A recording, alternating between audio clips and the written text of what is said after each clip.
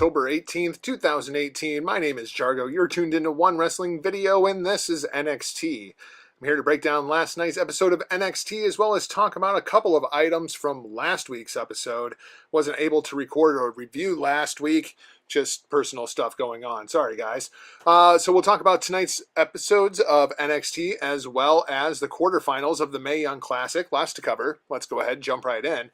This week's episode of NXT was advertised as a dual main event, and NXT would bookend the show with these two matches. Neither one of them gave us any kind of a satisfying finish. It was a little bit disappointing as far as this week's episode of NXT goes. Your first match of the night features the artist formerly known as War Machine taking on the Undisputed Era, Kyle O'Reilly and Roderick Strong for the NXT Tag Team Championships. Titles on the line here, big match introductions, and it was a really, really good match. NXT does tag team wrestling as good as anybody inside of the world. After some great tag team action, out comes the returning Bobby Fish with a chair, takes out Hanson and Rowe, causing a DQ. Undisputed Era retain their titles. Now, if we were leading up to a regular takeover, it would seem that we are going to get a rematch between these two at NXT War Games. But, of course, it's War Games, so I'm guessing that it's going to be Undisputed Era taking on the artist formerly known as War Machine, Ricochet, and then somebody else, I guess, to be named later. And I was kind of hoping that British Strong Style was going to be included in this thing, but maybe we're just going to do 4-on-4 this year instead of doing the 3 sets of 3. Then we get a little bit of a backstage segment with Shayna Baszler and Nikki Cross, both of them kind of in their natural habitat. Baszler stretching out, getting ready for her big match, and Nikki Cross being, well, Nikki Cross, absolutely crazy, kind of hanging out in a dark hallway, writing EST on a bunch of pieces of paper, and then switching to her little I know routine. Gotta love crazy Nikki Cross. Back from commercial, and we have Britt Baker making her NXT debut. That's right, I even have video graphics for Britt Baker, ladies and gentlemen. Britt Baker, in case you don't know, the girlfriend of Adam Cole and recent graduate of the School of Dentistry at Penn State University. Unfortunately, this week she is representing the Job Squad. Yeah, she is taking on this week Shayna Baszler. Shayna Baszler out of her fight camp and ready for de-evolution. That's what I'm calling the show, WWE Evolution. Baszler going to be taking on Kairi Sane for the NXT Championship, and I love the story that they're telling with Shayna Baszler right now. It's a real sports story. It's not that Kairi Sane beat Shayna Baszler, it's that Baszler made a mistake and took Kairi Sane a bit too lightly. This is great stuff. Unfortunately for Britt Baker, this match ends via referee stoppage because Shayna Baszler was just beating her up too bad. And then even after the match, Shayna Baszler again goes after Britt Baker. It seemed to me like this was a tryout match, and I'm very interested to see if we see Britt Baker inside of NXT anytime soon. We then get a video of William Regal backstage informing us that he is going to talk to Nikki Cross after the match tonight and get to the bottom of this Aleister Black story, which is kind of foreshadowing something's going to happen during Nikki Cross's match later on tonight in the main event. Then we have Tian Bing and Rocky representing the Job Squad this week, taking on the 1-2 punch, Danny Burch and Oney Lorcan. Very much a feature matchup for the 1-2 punch as they come out and just squash these guys. Great to see 1-2 punch back in action, as the NXT tag division right now is very separated into the upper echelon of War Machine and Undisputed Era, and then kind of everybody else, you know, like the Street Profits and the Mighty and Heavy Machinery. A bunch of really, really fun teams, but very much so mid-card acts.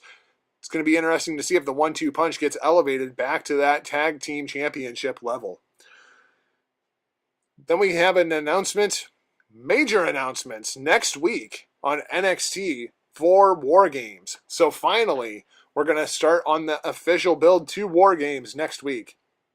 We get to your main event of this week. Very, very quick episode this week. Bianca Belair taking on Nikki Cross. Bianca Belair, of course, undefeated. Bianca Belair. Getting a little tired of that gimmick. She's taking on crazy, crazy Nikki Cross, who just wants to play with Bianca again. And these two ladies did not disappoint, although I still don't think that this should have been the main event over the artist formerly known as War Machine and the Undisputed Era for the NXT Tag Team titles. I never understood why this was billed as a dual main event. Nothing about this match felt like it was going to be main event until the big angle at the end. These two ladies absolutely tear it down, and then when both women are down, the lights go out, and when the lights come back on, Bianca Belair has magically turned in to Aleister Black. Or at least that's the way it would seem, because Bianca Belair is nowhere to be found and Aleister Black is sitting in the middle of the ring. It seems as though Aleister Black also wants to know what it is that Nikki Cross knows, and Aleister Black uses his magical powers to suddenly make Nikki Cross not quite so crazy as she crawls over and whispers the secret into Aleister Black's ear, telling him whatever it is that she knows, namely, who it is that attacked Aleister Black. Nikki Cross then retreats as Aleister Black is just filled with rage. I assume next week on NXT TV, we're going to find out just who it is that took out Aleister Black. Of course, many weeks put into this creative, and I just hope that it was worth it, because at this point, it all just feels like, oh my gosh, can we get this over with already? So let's go ahead. Let's talk a little bit about last week's episode. On last week's episode of NXT, we saw the amazing triple threat match between Adam Cole, Pete Dunne, and Ricochet. Ricochet retaining his NXT North American Championship. So I don't know what's going to happen here. Are we going to get Adam Cole versus Pete Dunne now for the UK Championship? Is Adam Cole going to try to collect both of these belts? I'm afraid Adam Cole is just going to get stuck into a War Games match, and that'll probably be the end of Adam Cole chasing any kind of championship gold. This match was absolutely fantastic. If you haven't seen it, I absolutely recommend that you go out and seek it out. We also had a couple of other interesting backstage segments, namely William Regal and Kassius Ohno. We had a crazy little confrontation between them, as Ohno goes up to William Regal and wants to know if he's thought about what he said, and Regal says, no, we've already cleared you. You're not the man that attacked Aleister Black. That's not what Kassius Ohno was talking about. Kassius Ohno wants the new toy, and I'm assuming the new toy is going to be Matt Riddle. So I'm looking forward to a Kassius Ohno versus Matt Riddle feud coming up. Also, we have the Shayna Baszler package, and then Kona Reeves taking on Keith Lee. Wanted to talk a little bit about Keith Lee, because there's a lot of praise going out there for Keith Lee. Here's my issue with Keith Lee at this point. I have no idea what his character is. I don't know if Keith Lee is a babyface. I don't know if Keith Lee is a heel. I'm very, very confused by Keith Lee, because everything that he says comes across very much as a babyface, and then he says to bask in his glory, which seems like a very, very heel line. So I'm not really sure what's going on with Keith Lee. I'm hoping that we get some kind of character development coming up soon. We also had Tommaso Ciampa and the Velveteen Dream throwing some shade back and forth at one another. Seems this match is going to happen. Excuse me.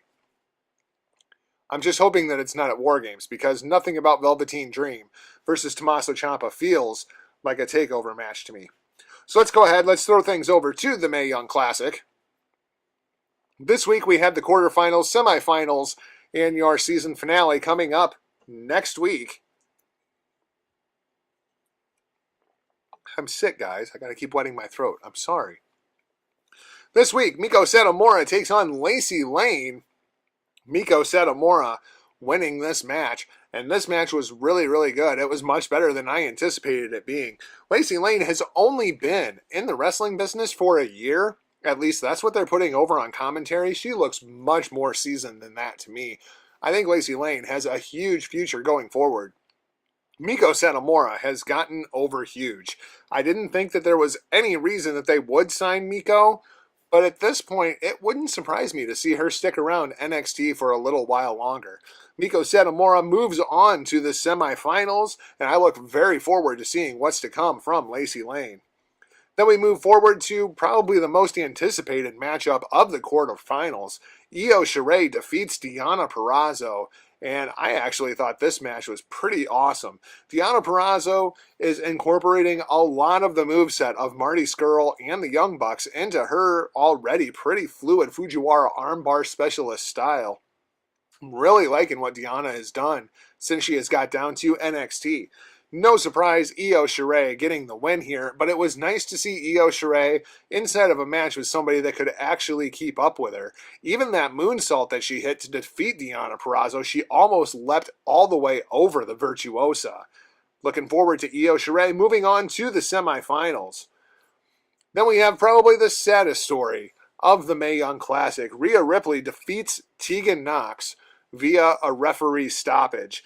Tegan Nox goes for a big dive, and she lands on her leg a little bit funny. Of course, Tegan Nox comes back from an ACL surgery to be in this year's Mae Young Classic, and we're getting word today that she has now torn both her ACL and her MCL, as well as her meniscus. That's the same injury that Seth Rollins underwent a couple of years ago, and she's going to have to get that fixed. Rhea Ripley wins this match via referee stoppage, and it was really, really hard to watch Rhea Ripley in this match because she's trying to play this super overconfident, cocky heel, and you could tell that she was just worried about Tegan Nox.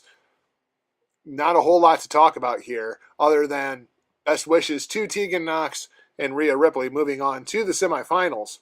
Your final match of the night, and absolutely worthy of being your main event of the week, Toni Storm defeats Mia Yim in a fantastic quarterfinal match that only goes about 8 minutes, but wow, they had a ton of action inside of this 8-minute story. Toni Storm winning with the perfect storm driver. It's a tiger bomb. That's what it is. I don't care what you want to call it. It's a tiger bomb. Storm driver, whatever the hell she calls it. Toni Storm is fantastic. Why is she going to NXT UK? She shouldn't even be going to NXT America. She should be going directly to the main roster because she's absolutely terrific. Everything about Toni Storm ready to go right out the gate. Mia Yim, also a big story over the course of this week, as Mia Yim has signed with the Performance Center.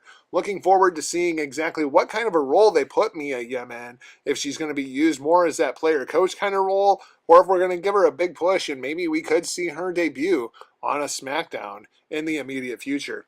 So that's going to wrap things up for this week's episode. Thanks for watching, and if you haven't already, please hit that subscribe button as well as the little bell down at the bottom.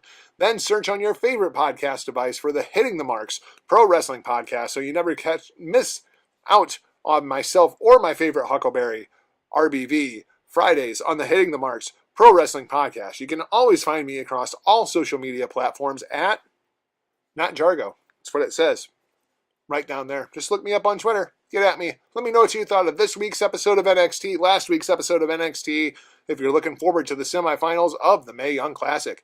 For now, this is Jargo, ending transmission.